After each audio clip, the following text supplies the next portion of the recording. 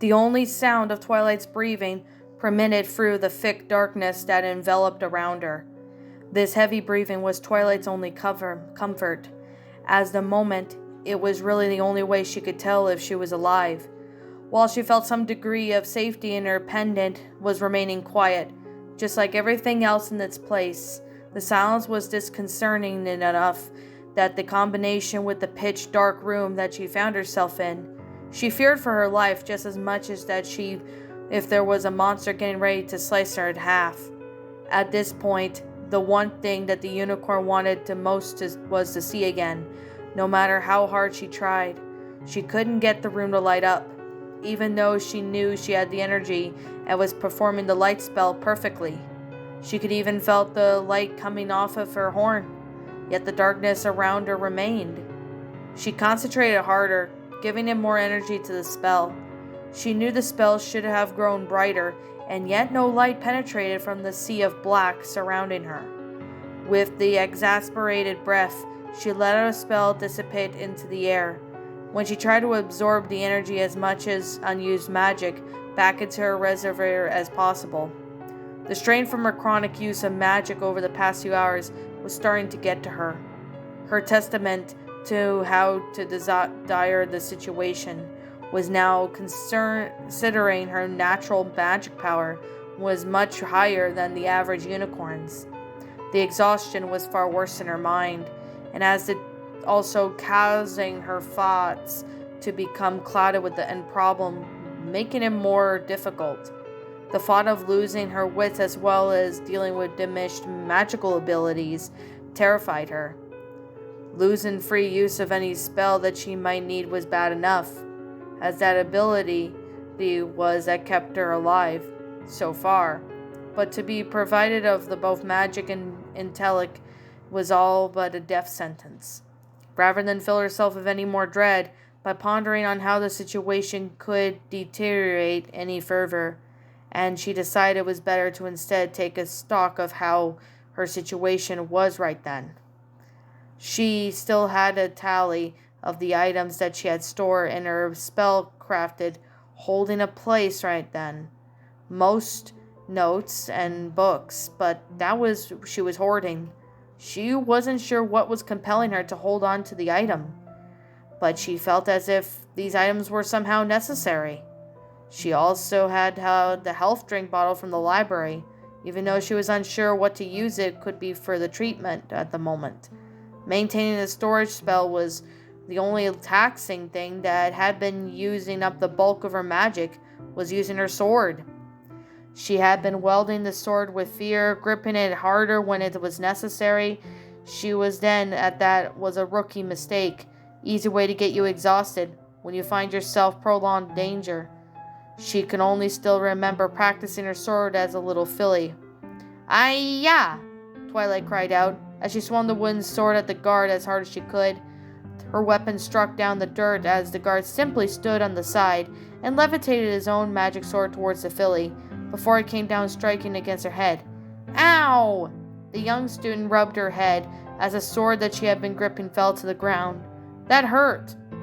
"It hurt because you were not only letting your guard down, but you getting attacked in a prone time," the unicorn explained, as he returned the floating sword to his side.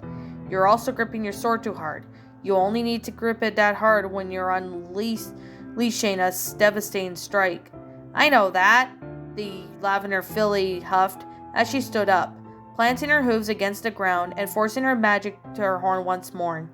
The grip of her spell surrounded the small wooden sword that had provided her, and she again lifted up to her side.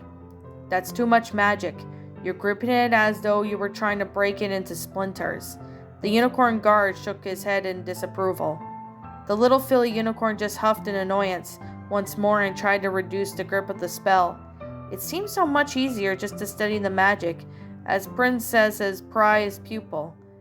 But though she was just as curious about practicing with swords as the guards, as occasionally spared, we've always complained about how she was doing it wrong. It was starting to annoy her. "Too little," the guard said, striking Twilight's sword with his own and knocking the wooden weapon from her grip. You need to have enough strength so that if struck, you won't lose grip with the sword, but not enough to so quickly exhaust your magic. When am I ever going to learn to use this? The filly snapped. She stomped her hooves against the ground. Now she regretted giving up the precious study time for this silly hobby. You're always going to get used to this, the unicorn guard explained, causing Twilight to glare at him in disbelief.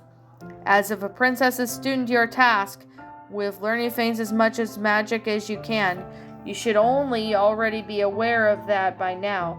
Much magic you put into your spell affects how much the spell changes. Don't put too much magic into your spell, and it does not work. Put too much and your reactions will cause your spell to become something entirely different. The guard pointed his wooden sword at Twilight. Combat forces you to be aware of this at all times. To raise a sword to a foe, and I pray to Celestia that day when you have to never comes to be the fundamentals of what you are learning here will stay forever. The little filly huffed angrily yet again. She was being lectured at and she knew it. Begrudgingly, she let up her horn and grabbed her wooden sword once more. Fine, she said, while raising the sword, but I only want to spare for a few more minutes. Then I'll return to my studies. I have no objections, the unicorn nodded, preparing himself once more. Something loudly crashed in the darkness. Caught off guard in her own thoughts, Twilight screamed, fumbling around for her own hooves to try to get away with whatever made that racket. Her legs struck something hard, and she tumbled forward. Her chin struck the ground. She felt something wet splash against her face. She groaned as her chin ached. Her pendant began to flicker, the light slowly filling the darkness that surrounded her. She sat up and rubbing her jaw, careful of how she sat up with the burns still aching on the back of her legs and flank. She could feel the liquid that had been splashed onto her face. She blinked, her eyes adjusting to the light that was now filtering into the room. Twilight wasn't even sure if she was in the same place anymore. The interior decor she was beginning to see didn't look like she would find anything at Rarity's boutique. She was still beginning to wish that she wasn't seeing it as at all, wanting the room to revert to ruin before it had before. Rusted sheets and steel had taken the place above the normal boutique walls, each splattered with blood though, as some gruesome occurrence had been taken next to them. The destroyed curtains were no longer made out of the kind of cloth, but instead seemed to be made out of skin. Stretched and torn in several places, the normal decorations of the boutique were placed with rusted chains and grime. Twilight then looked down at her legs and tried to avert the gaze from the horrific scenery, and also to see what she had tripped over.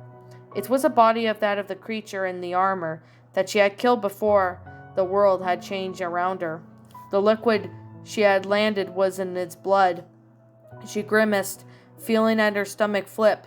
She carefully stepped away from the body, not wanting to step in any more of that blood that pooled around it.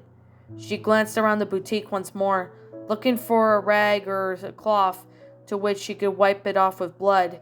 But the only things that were anything remotely like cloth were the skins hanging from the curtains, and wiping the blood off just seemed as nauseating as having blood on her in the first place.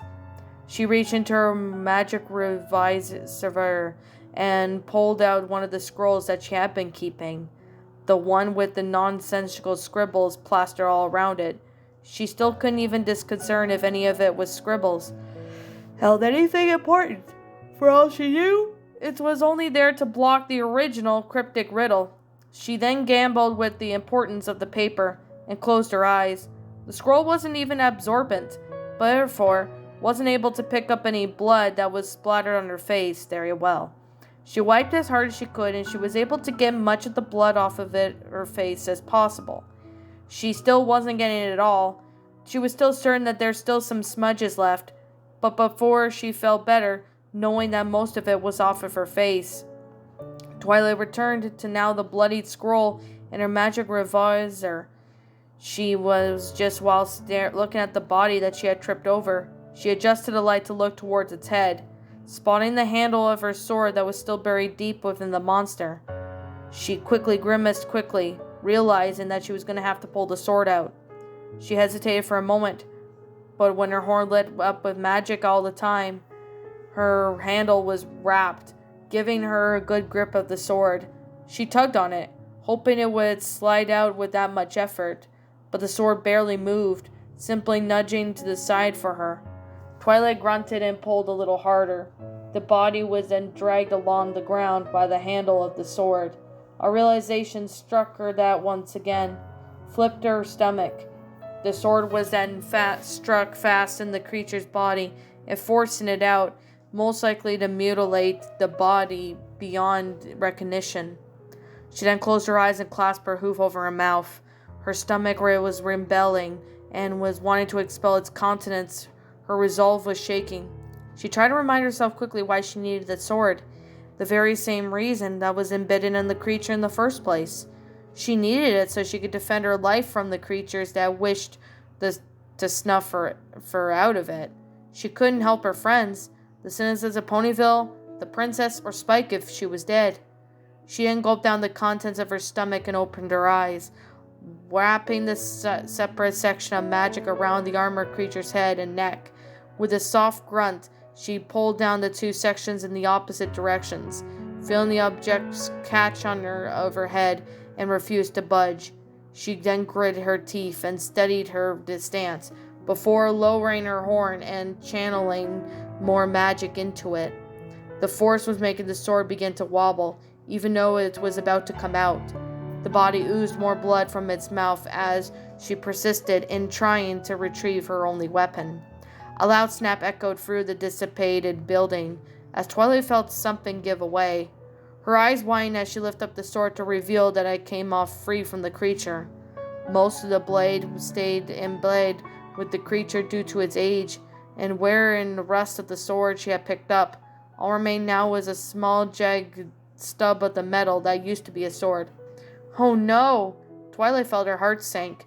Her sword had been the difference between life and death. Without it, she certainly would. A shiver ran down her spine, sticking her hair at the end of the thought. She thought about the broken sword over carefully, noting how sharp and jagged the broken end was now. The blade only extended out to about 3 inches now, and the sides were still sharp enough, admittedly a bit chipped. Twilight had a feeling that the jagged ends of the sword would most likely snap it off too much pressure that was applied to them, but it still left it as a means to defend herself. She would have just used it as a dagger. Instead, just as long as she didn't run into any more of those soldier-like weapons brandishing the creatures as she could imagine, she'd be able to defend herself. I won't be able to kill anything swiftly, though. She spoke to herself, slashing the Prombodone dagger through the air. The length of the blade had been what allowed her to kill quickly so far, minimizing the chances of being hurt, relatively attacked. But now she would have to stab until the creature she was fighting bled to death. Not an option like she liked. She vanished the dagger into her magic and took a deep breath, claiming her senses. She opened her eyes back up at the horrible world she was now in, able to smell blood wafting through the air. She then turned her head to head for the front door, and had been expected to see splinter remains of the creature that had come. Instead, she saw the same blood splattered on the steel blocking the door. An idea had sparked her head as she examined where the door had been, and remembered how her attacker had chopped the door to bits. She quickly looked around the floor, trying to find the double-headed axe, but the soldier that had been welding, to her ever-growing luck, it seemed to have vanished. The body of the soldier was still there, but the weapon it had been using was gone. Twilight sighed in defeat. It seemed that she wasn't going to be going anywhere to get a replacement weapon that easily. The lavender unicorn then focused on her pendant and then turned to look around the room, trying to locate a possible exit. Her light fell upon a rather large wooden door, located exactly where 3 viewing mirrors had been placed when she saw that shadowed figure. She gulped in fear, gripping her throat. She had a feeling that going through that door meant that she was going to see that shadowed figure again. The thought of it terrified her. but it was the only door right now that remained within the Carousel Boutique, even if she hesitated to call it that anymore. Twilight hesitantly began to walk forward towards it. She stopped as her heat tore through the haunches about once more, biting her lip as the remainder of the burn struck her mind. During these tense moments when the adrenaline and infamorins had been coursing through her blood, she had forgotten about the pain that assaulted back to her legs. Not only was her offensive capabilities reduced, but her body ability to walk was hindered. She tried to push the side of her mind, stepping it carefully as to not agitate its back hind legs. She walked up to the door that was now conspicuously in the middle of the building. She raised a hoof to the door, expecting it to be locked, just as every other door she had encountered, and pushed against it. The door let out a rusted squeal as it swung open. Twilight was surprised at how heavy the door actually turned out to be, as it opened to reveal a stairwell that led down into a dark abyss. The unicorn was confused, not having to be expected there to be a basement of any sorts of below Rarity's rare workshop, especially not one located in the middle of the showroom. The lavender unicorn pushed through the sides aside, trying to remind herself of whatever she was seeing was. She wasn't at Rarity's place of business anymore. Rarity would gag and faint at the sight that had become of her workshop. Aiming the light of her pendant down the stairs, she began to make her way down the stone steps. The walls lining the stairwell looked to be of strange cobblestone, which she thought she recognized, but wasn't quite able to place a hoof onto it. Each wall was covered in dark green mold that seemed to be sliding downward with the wood's blood splattered all over, just like the room above. The bottom of the stairs came upon her quickly. Her hooves clapped against the dark stone floor below. She turned her eyes to look up at the wall, and in front of her she gasped, almost jumping back in surprise. There was a large mural depicting Nightmare Moon in threatening pose facing the pony viewing it. The visage of the mare in darkness loomed over her. Her eyes glaring white and armor covering its body had been the night Twilight had confronted her, and it just took a moment to realize that the mural wasn't even moving. That mare of darkness wasn't actually standing before her at that very exact moment. Her eyes scanned for the mural carefully, noticing a strange outline digging into the picture. She traced the shape with her eyes and realized that the door to the mural had been directly painted over. Twilight placed a hoof against the door and pushed. Nothing. The door didn't even as much as move a budge. She then ran her hoof along it and felt it slip inward a little. She blinked and looked closer. Part of the mural was missing, especially at the chest piece of Nightmare Moon. The moon adorned the mantle, while she wore it wasn't there in its place as an indentation in the wall of the same shape. This day just keeps getting weirder, she murmured softly, putting a hoof back onto the ground. She then turned her head and looked around the hallway. The walls were still made up of some same stone material that the stairs had been made out of, though it was less grime on those particular rocks and more splatters of dry blood. The stench finally reached her nose as she gagged softly, realizing she was starting to get already used to the smell of blood in the air everywhere. The hallway was narrow, not what she expected to find in the basement. The building materials didn't even seem similar to that of the boutique, as if it had been built first before the boutique had even been put up on top of it. The door before her was locked for now, and the hallway went down to her left and right, seeming in the same direction. Taking a wild guess, Twilight began to walk down through the right path. Her hooves struck the stone ground as she walked, her echoes bouncing off the walls loudly. The creeping of the darkness, still silent, went unsettling chill up her spine. Anything could be lurking in the shadows, just waiting to attack her. The echo of each of her hoofsteps offered no comforting against the knowledge of her medallion could still go off at any moment. The hallway made a sharp turn to the left suddenly, causing Twilight to hesitate. She carefully peeked around the corner, illuminating the path before her with their pendant. She saw the hallway came to a dead end and the other wooden door placed onto the wall. She crept quietly around the corner and walked up to the door. She placed her hoof against it and summoned the dagger-length sword to her side.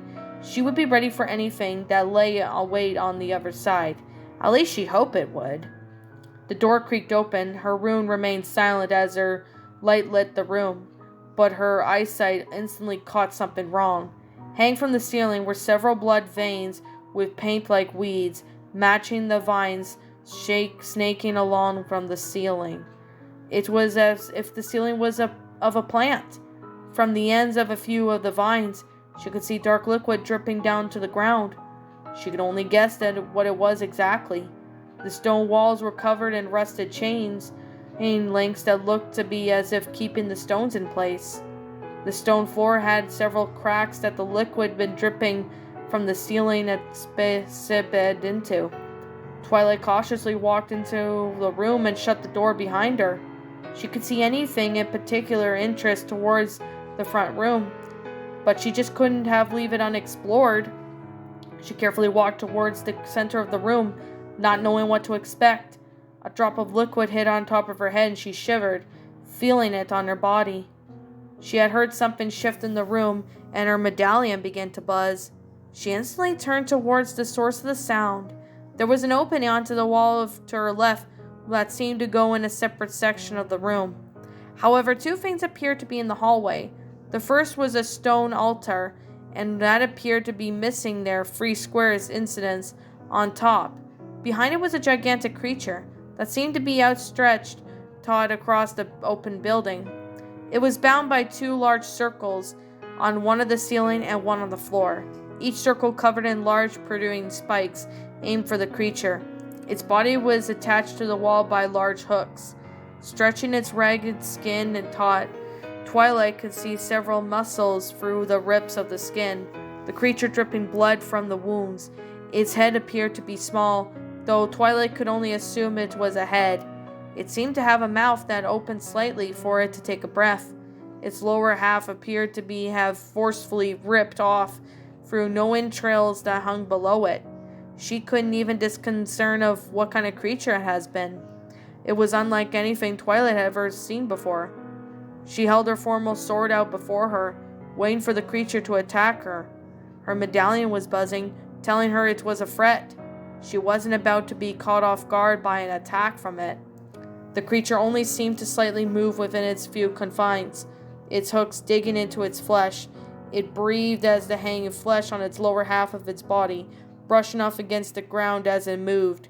It didn't seem to make a sound, content just to stand in its designated spot, blocking her path.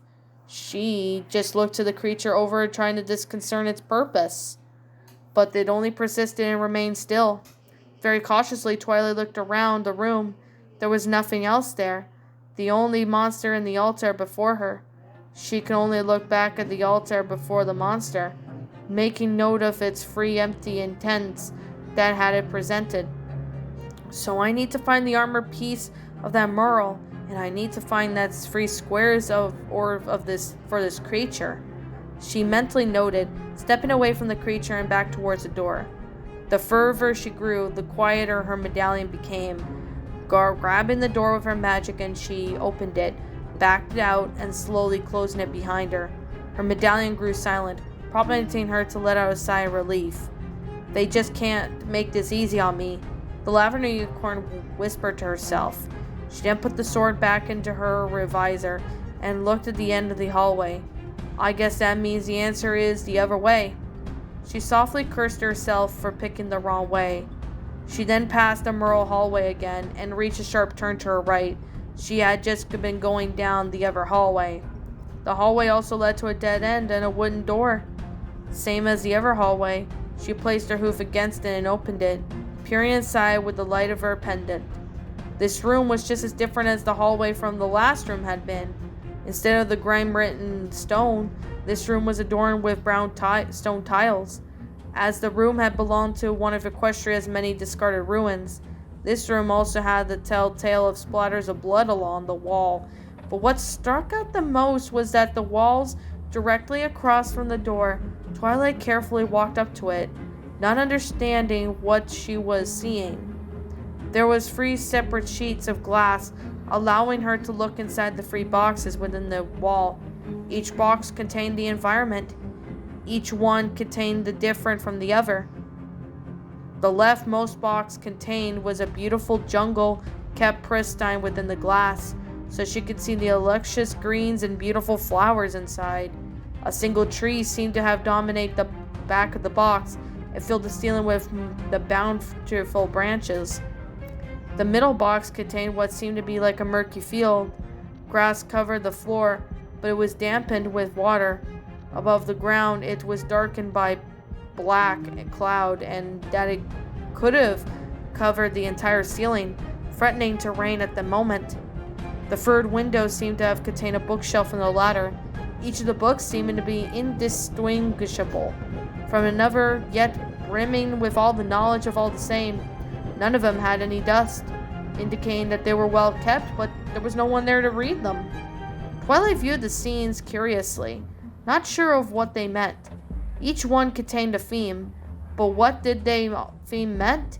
She shook her head slowly, trying to make a mental note at one of these scenes before was turning it to look at the rest of the room.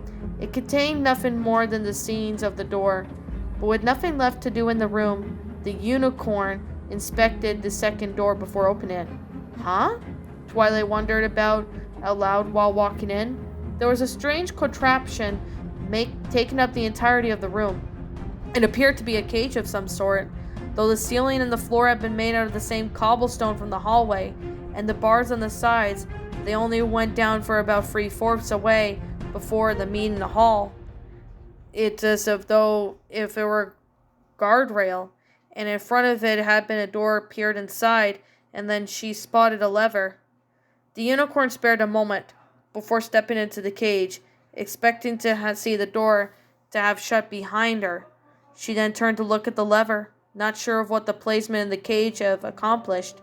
As if it locked its cage, that would meant she could flip the lever and escape once more. Taking a gamble, she raised her hoof and pulled the lever down. As she expected, the door to the cage closed in front of her. What a silly contraption, Twilight muttered softly to herself, raising a hoof to flip the lever the other way. When the entire cage suddenly lurched, Twilight stumbled away from the door, trying to keep her balance as the entire cage began to move. The cage grew pitch black, save for the shining of her pendant. Twilight then turned her attention towards the walls that were moving upwards just beyond the steel bars. The entire thing was moving down, as if though it was automated to. The unicorn just rendered its speeches. All of the things that she expected to happen. The cage taking her somewhere not wanting to be considered, with nothing to do but to wait for it to non-stop moving. Her mind quickly went over to the layout of the boutique in her mind. She couldn't conceive such an eradicated basement that was such a resting underneath Ponyville, let alone the boutique of all the places. She had been feeling, though, as if she was some sort of otherworldly place ever since she heard the downing of the siren. The cage lurched as almost if knocking Twilight off her hooves. The entire contraption just stopped moving. The dim light before her began to filter into the cage once more. The door opened up, revealing the room before her. She carefully stepped out of the cage and viewed rather a large set of wooden double doors just before her. They looked as if they belonged in a castle. After waking up to the doors, she pressed her hooves against them and pushed. With every heavy creaking, the doors gave away, allowing her access to the room that lay beyond them. The hallway she entered was a gigantic in comparison to the ones she had just been through. Easily large enough to want to be in one of the hallways of Canterlot Castle. A moth-eaten red carpet stretched out from the door across the entire hall. The grime and blood-soaked stones lined the walls and floor. She couldn't see the ceiling unless she aimed her pendant right at it. At the large windows, which normally contained stained glass pictures, were instead covered with rusted, blood-splattered steel that she had seen on the first floor of the boutique. Twilight's eyes were drawn to the city of the center hallway. There where a square marble pillar stood, holding a glass case on top of it. She spotted something inside of it was glinting off of the light of her pendant. Twilight was approached to the marble pillar to see what was inside. The buzzing of her medallion froze her in place, however. She was instantly looking around for the source of the sound. Her ears perked, hearing the sound of stone being scraped by metal. She whirled around and looking for the soldier she was expecting to see. The scraping of the metal continued. The buzzing of her medallion grew louder, and no matter where she looked, she couldn't spot the creature. Her heart began to race, her breathing going short as she felt herself slipping into panic. She was right on top of the monster and she couldn't even see it. She could feel the sweat forming in her forehead as she stepped back, bumping into the marble pillar. A loud crack came from above of Twilight, and she snapped her gaze upwards, spotting any movement, quickly aimed her pendant, and saw what was crawling on the ceiling. A mask was looking down at her, a meteor mask that covered the entire pony's face, one half red and the other half white, and it had no eye or nose or mouth to speak of. The creature was just staring down at her with no way of seeing her. Its body was covered in tattered brown cloak that only covered its body. The feet that dug into the ceiling. No, they weren't feet. They looked as if skin-colored sickles. Each sharpened appendage moved forward towards and dug into the stone before it, causing the metallic scraping she heard. The creature's mask was pointed in her direction, as if though her head of the creature was upside down. Twilight couldn't even breathe as she stared at the creature, slowly making its way across the ceiling. The head of the creature snapped, twisting its head back around the view of the ceiling. Twilight winced at the creature's movements suddenly sped up. The scraping of the metal continued as it moves its sickles across the ceiling echoed. Twilight followed it with her pendant, watching the escape into the hole in the building. The medallion grew quiet as the creature moved out of sight. That can't be good, Twilight gulped, thankful for the return of silence. However, a new dread swept over her as she realized that these creatures could really come from somewhere, anywhere. That creature could have easily jumped down on her, and then what would she do? She would need to find a new weapon. Her dagger of a sword wasn't going to cut it against creatures like that. Twilight turned and looked back into the marble pillar, giving it attention for the moment. Inside of the glass casing, she could see, without a doubt, one of the half of the piece of the chest plate. It was colored in dark blue. Half of it was a circle in light blue in the center. This must be the missing piece from the mural, Twilight muttered to herself, looking over it. It looked exactly like as it came from the mural on the wall. Twilight then raised a hoof to the glass and pressed on it, trying to move it. It seemed to be firmly in place. Twilight fought for a moment, trying to figure out of what she could do to get the mural piece. She lit her horn and wrapped the glass in magic to try to lift up off the marble pillar. The glass remained in place. The unicorn focused on just the front section of the glass, calling upon of many spells she had worked hard to memorize up the glass. She raised a hoof and pressed it down to where she cast a spell, expecting her hoof to phase through the glass. Instead, she was met by more than by the solid glass. At this point, she knew it wasn't the spell that had failed, but rather the world around her was messing with her magic. Guess I'll try busting it open, Twilight sighed in exasperation. Pulling her dwarfed sword, she aimed at the handle towards the glass and took a few steps back. She had raised out the handle well above her head and brought it down swinging hard against the glass. The resulting strike let out a thud that echoed briefly before going quiet, but the glass didn't even leave a scratch on it. Well, I guess I'm not getting in this way. Twilight put her sword away, glaring wearily at the piece behind the glass. It was bad enough that her flank stung from the burns. She could have been attacked at any moment without any proper means to defend herself, and that would mean she would have no idea of any way that this was happening. But now the world was beginning to fit and mock her by defying everything that she had ever come to know about this. Any glass worked. I'll be back for you. Twilight pointed at the glass with her hoof again through it, as if it were able to hear her. She then stepped around and looked down towards the opposite end of the hallway, seeing another pair of large doors that led further into the decaying stone basement. She spread up a glance that guessed up the ceiling, aiming her light at the hole that the creature with its sickle legs had gone into.